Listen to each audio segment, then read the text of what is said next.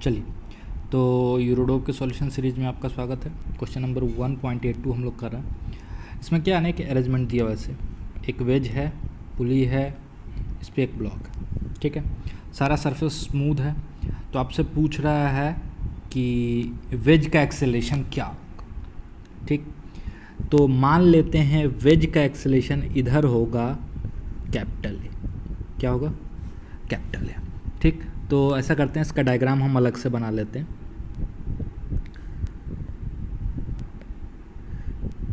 ध्यान से देखिएगा, वेज का एक्सेलेरेशन हम इधर मान रहे हैं कैपिटल ए,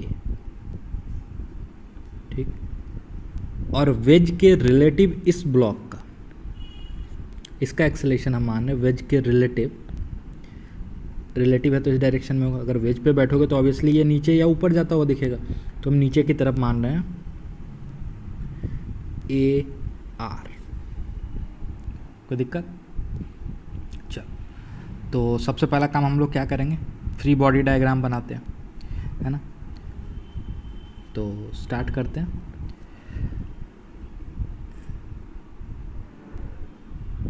ये देखो, ये पुली है आपका, लाइट है, सेम स्ट्रिंग है, तो यहाँ पे टेंशन टी और इधर टेंशन टी,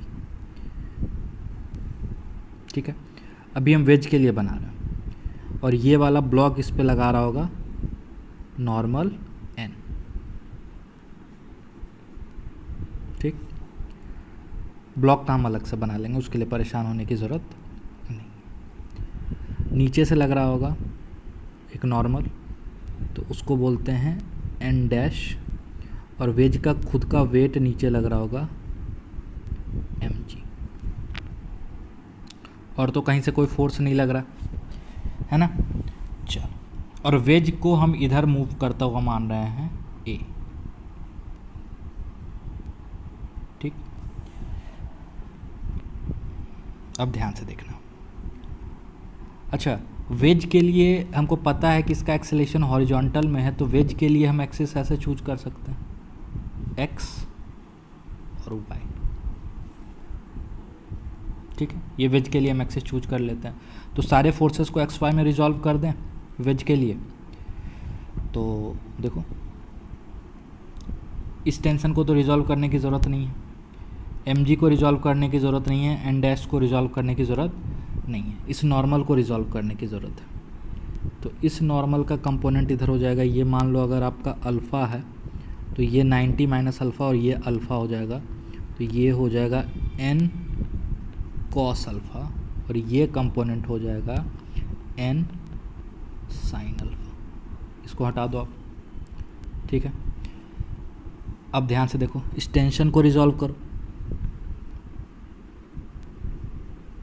तो ये अगर अल्फ़ा है तो ये एंगल भी अल्फ़ा होगा, जेड का एंगल, है ना। तो ये आपका हो जाएगा, अगर इधर टी है तो इधर हो जाएगा टी कॉस अल्फ़ा, और इसका कंपोनेंट इस डायरेक्शन में हो जाएगा टी साइन अल्फ़ा, ठीक है। तो इस टेंशन को भी हटा दो। अब वेज के लिए सारा फोर्स रिजॉल्व हो चुका है, ठीक है। अब हम इस एम का फ्री बॉडी डायग्राम बनाते हैं, छोटे ब्लॉक का। देखो, वेज के रिलेटिव ये ऐसे चल रहा है, ध्यान से सुनना। वेज के रिलेटिव ये ए आर से चलता हुआ माने हैं, और वेज खुद ए से चल रहा है ना। तो इसका नेट एक्सेलेरेशन कुछ ऐसे होगा इस ब्लॉक का, ये ध्यान में रखिएगा। ये ए आर ग्राउंड के रिलेटिव नहीं है, वेज के रिलेटिव है, और वेज खुद एक्सेलरेटेड फ्रेम है। तो वेज के फ्रेम से न्यूटन्स लॉ नहीं लिख सकते हैं, और अगर लिखना है तो फिर स्यूडो यूज़ करना होगा, जो कि अभी हम यहाँ नहीं कर रहा, ठीक है। तो हम लोग ग्राउंड फ्रेम से लिखेंगे, इस चीज़ का ध्यान रखिएगा। इस पे टेंशन टी वेज के अलोंग, इधर नॉर्मल एन, और इसका खुद का वेट नीचे एम जी, ठीक है। अब आप चाहो तो यहाँ पे एक्सिस अपनी मर्ज़ी से मान सकते हो, हॉरिजॉन्टल वर्टिकल भी मान सकते हो, और जो आप इंक्लाइन के अलॉन्ग और इंक्लाइन के परपेंडिकुलर मानते आए हो वो भी मान सकते हो, तो उसके लिए परेशान होने की बात नहीं है। तो जनरली हम जो मानते आए हैं अभी तक वही यूज़ कर लेते हैं। इसके लिए एक्सिस हम मान लेते हैं एक्स ये और वाई ये। क्यों? क्योंकि यहाँ पे हम कंफर्म नहीं है कि किसी भी डायरेक्शन में इसका एक्सेलेरेशन 0 है। अभी हम इसके नेट एक्सेलेरेशन के डायरेक्शन को लेकर कंफर्म नहीं है, ठीक है। चलो तो इसको रिजॉल्व कर लें। तो n को रिजॉल्व करने की ज़रूरत नहीं होगी, ये हो जाएगा आपका mg cos अल्फ़ा और इधर हो जाएगा आपका mg sin अल्फ़ा और ये हो जाएगा आपका कैंसिल आउट,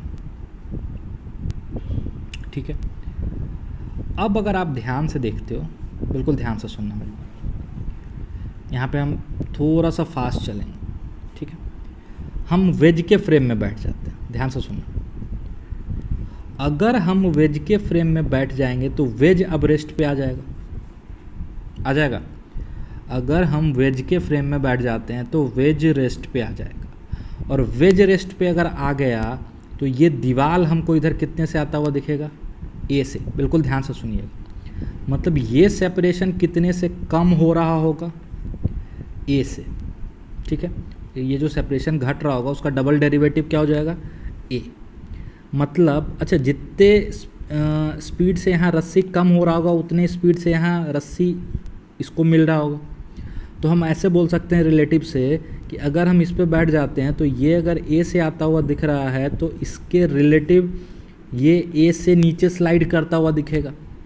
यानी यहाँ से हम कंक्लूजन निकाल सकते हैं कि ए आर का मैग्नीट्यूड और ए का मैग्नीट्यूड दोनों बराबर होगा। कोई दिक्कत? पक्का? चलिए अब हम इक्वेशंस लिखना शुरू करते हैं। ये मेरा कंस्ट्रेंट रिलेशन है, ठीक है। अब हम पहले वेज के लिए लिखते हैं हॉरिजॉन्टल में। वेज के लिए वर्टिकल में लिखने से कोई ख़ास फ़ायदा नहीं होगा, आपको सिर्फ एन डैश का वैल्यू आएगा जिसमें मेरा कोई इंटरेस्ट नहीं है। तो वेज के लिए अगर हॉरिजॉन्टल में लिखते हैं तो इसको आप प्लस एक्स ले रहे हो, इस डायरेक्शन को, तो इधर देखो एक फोर्स है टी, ठीक है। प्लस में है एन साइन अल्फ़ा, ठीक है, और माइनस में है टी कॉस अल्फ़ा।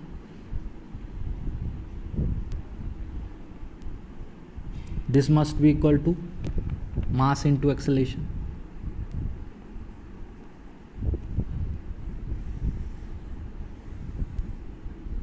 ये बहुत इंपॉर्टेंट है, ठीक है। अब ध्यान से देखिए, इसके लिए यहाँ पे अगर आप इक्वेशन लिखते हो, देखो अगर वेज के रिलेटिव बात करो तो इधर एक्सेलरेशन 0 है वेज के रिलेटिव। तो अगर आप यहाँ पे गलती से लिख देते हो कि n minus M G cos alpha बराबर 0, तो ये गलत होगा, क्योंकि ये 0 एक्सेलरेशन ग्राउंड के फ्रेम में नहीं है, वेज के फ्रेम में है। और यहाँ पे हम वेज के फ्रेम में इक्वेशन नहीं लिख सकते हैं, ठीक है। तो सबसे पहले तो मेरा काम होगा कि इस ब्लॉक का एक्सेलरेशन ग्राउंड के फ्रेम में लिखना। कैसे लिखेंगे? ध्यान से देखना। इस ब्लॉक के लिए हमने एक्सिस ऑलरेडी चूज कर लिया, तो यही हमको ध्यान में रखना, ठीक। इस ब्लॉक का एक्सेलरेशन जो होगा, एक्सेलरेशन ऑफ ब्लॉक जो होगा, that must be equal to acceleration of block with respect to wedge plus acceleration of wedge, है ना। तो ये ध्यान रखिएगा। यानी हम बोल सकते हैं कि एक्सेलरेशन ऑफ ब्लॉक जो होगा वो ए आर वेक्टर, अगर इसको ए आर वेक्टर बोल रहे हो और इसको ए वेक्टर बोलो तो क्या होगा? ये हो जाएगा आपका ए आर वेक्टर प्लस ए वेक्टर, ठीक है। अब ध्यान से देखो, यहाँ पे हमको इस एक्सिस में काम करना होगा, क्योंकि हम किसके लिए काम कर रहे हैं? ब्लॉक के लिए, ठीक है। तो इस ए वेक्टर को भी इसी एक्सिस के तरीके से लिखना होगा, ठीक। तो इस ए वेक्टर को रिजॉल्व करने के लिए बेस्ट होगा कि इसको हम अलग से बना लें। ये मेरा इंक्लाइन का स्लोप है, ठीक है, और ये मेरे ए का डायरेक्शन है जो कि हॉरिजॉन्टल है, ठीक। तो ये एंगल भी क्या हो जाएगा? अल्फ़ा। तो इसका कंपोनेंट इधर हो जाएगा ए कॉस अल्फ़ा,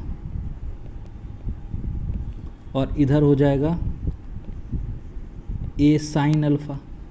यानी ए वेक्टर को आप क्या लिख पाओगे, ध्यान से देखना, यहाँ पे एक्सिस ऐसे है, ये एक्स है और ये वाई है ना। तो ए वेक्टर को आप लिख पाओगे माइनस ए कॉस अल्फ़ा आई कैप माइनस ए साइन अल्फ़ा जे कैप, ये ध्यान रखिएगा, ठीक है। और ए आर वेक्टर को क्या लिख सकते हो, ए आर ये इसी के अलोंग है, ध्यान से देखना है ना। तो ए आर को हम लिख सकते हैं, A R vector can be written as A R I cap, ठीक है। तो आपका जो एक्सेलेरेशन ऑफ ब्लॉक हो जाएगा that will be A R minus A cos alpha I cap minus A sine alpha J cap. और A R का value आप ऊपर से यूज कर सकते हो, तो ये हो जाएगा एक्सेलेरेशन ऑफ बी, ये हो जाएगा ए माइनस ए कॉस अल्फ़ा आई कैप माइनस ए साइन अल्फ़ा जे कैप, ठीक है। ये मेरा इम्पॉर्टेंट इक्वेशन हो गया, इक्वेशन नंबर 2। अब इसके लिए हम फोर्स का इक्वेशन लिख देते हैं। तो इसके लिए x में क्या क्या फोर्स है, तो x में प्लस में देखो क्या फोर्स है, एम जी साइन अल्फ़ा, और माइनस में t। तो हम लिखेंगे ब्लॉक के लिए स्मॉल एम जी साइन अल्फ़ा माइनस टी बराबर mass into acceleration of block a minus A cos alpha, x में जो एक्सेलेरेशन है ना, ठीक। और इसके लिए y में इक्वेशन लिखोगे तो प्लस में n और माइनस में एम जी कॉस अल्फ़ा, ठीक है। This must be equal to mass into acceleration in y, ठीक है, ए साइन अल्फ़ा। कोई दिक्कत? अब मेरा सारा इक्वेशन हो गया, अब इसको सॉल्व करने की ज़रूरत है। चलिए, तो तीनों इक्वेशन जिसको बेसिकली अभी सॉल्व करना है हमको, उन सबको एक जगह जमा कर लेते हैं, ठीक है, फिर आगे बात करें। तो देखो जो तीनों इक्वेशन मेरे पास आ रहा है, पहला इक्वेशन आया था t minus T cos alpha plus N sine alpha बराबर कैपिटल एम ए, ठीक है। इसका नाम हम लोग अब रख लेते हैं इक्वेशन नंबर 1। अब यहाँ से देखो फिजिक्स ख़त्म हो गया, अब हम बेसिकली इक्वेशंस को सॉल्व कर रहे हैं, ठीक है। तो इसका नाम हम लोग रख लेते हैं इक्वेशन नंबर 1, ठीक है। दूसरा आया मेरा एम जी साइन अल्फ़ा माइनस टी बराबर m into A minus A cos alpha, इसका नाम रख लेते हैं इक्वेशन नंबर 2।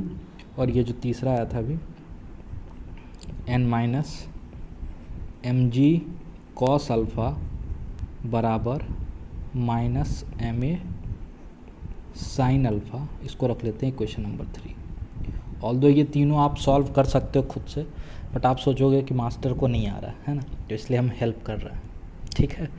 चलो, तो अब हम क्या करते हैं, इक्वेशन नंबर 2 से t का वैल्यू निकाल लेते हैं, ठीक है, और उसको हम लोग पुट कर देंगे इसमें, ठीक है।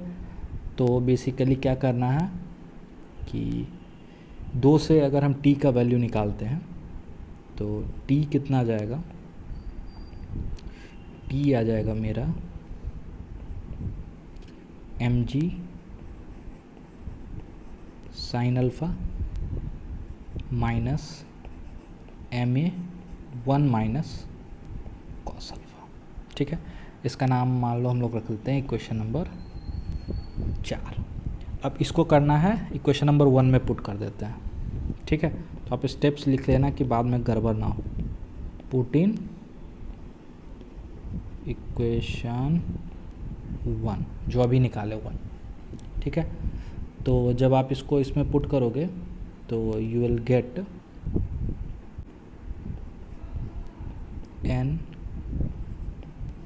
साइन अल्फ़ा बराबर, हम लोग क्या लिख सकते हैं, इक्वेशन नंबर 1 को रीअरेंज करें थोड़ा सा, minus T into 1 minus cos alpha.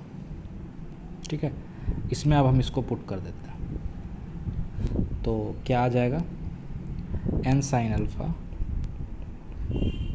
Sign alpha बराबर एम ए माइनस टी का वैल्यू पुट कर दो तो ये हो जाएगा आपका M ji sine alpha minus M A into 1 minus cos alpha